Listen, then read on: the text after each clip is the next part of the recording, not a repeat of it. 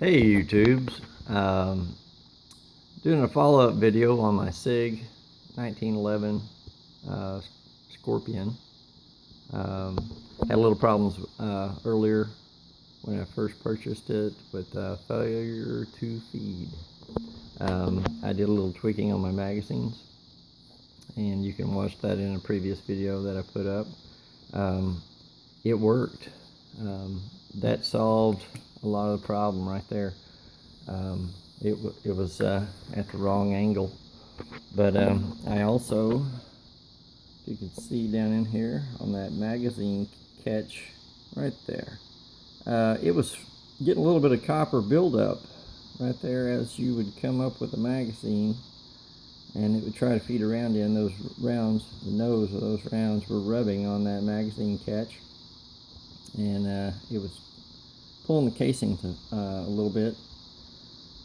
And I really thought that would probably be the issue with that going up the feed ramp and into the chamber, why it was failure to feed.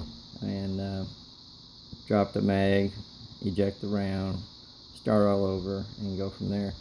I pulled that out,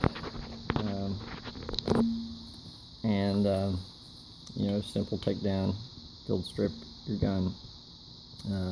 Took this out, filed it a little bit, took some of the strange angles that they had on it from the factory, tried it, pulled it back out, did a little more filing. Once I think I got it right about where I needed it, I took some 400 grit sandpaper, smoothed it up real good, and then tried it again, and it didn't have any problems here cycling it by hand. Took it down the range, threw in the SIG mags, factory mags, and it just ran like a champ. No problems whatsoever. I was shooting at 25 yards, and it shot like a dream. The only thing I think that maybe we might still have a little bit of issue is the extractor's pretty tight.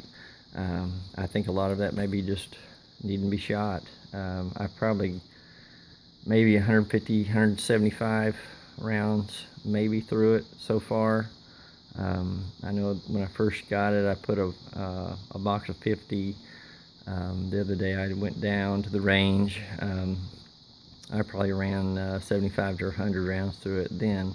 So I think a lot of it now is it just needs to be shot. So that's a good thing. I didn't have to send it back to the factory, and saved me a lot of wait time and downtime and anything else. Wondering what my gun would come back, what kind of shape it would be, and if I would continue to have the same problems. You know, it was a 50-50 shot whether I would get it fixed or they would fix it. And I knew, if worst case scenario, I mean, your magazine release and your slide lock being one piece, I mean, the worst case scenario is if you file down too much, you're going to have to buy a new one. You're going to have to order another one. I just know that if you'll watch that angle on the bottom of that magazine catch, do not change that angle. Only polish or file on that top section right there where you see by the feed ramp. As long as you do that, excuse me, you'll be all right. But if you ever try to get in too deep or too aggressive with it, and you get into the angle of the mag catch, then it will basically ruin that magazine catch slide lock. You'll have to order a new one. It's just like excuse me, several of the guys were talking about filing their and polishing their feed ramps. It has to be precise. You have to have the right angle on those. If you take too much off or you change the angle too much, you've basically converted your nice pistol into a paperweight. It's designed to have a proper slope and angle on those. So just be careful if you're wanting to do it yourself. Take your time. Just take a little off at a time. Try it.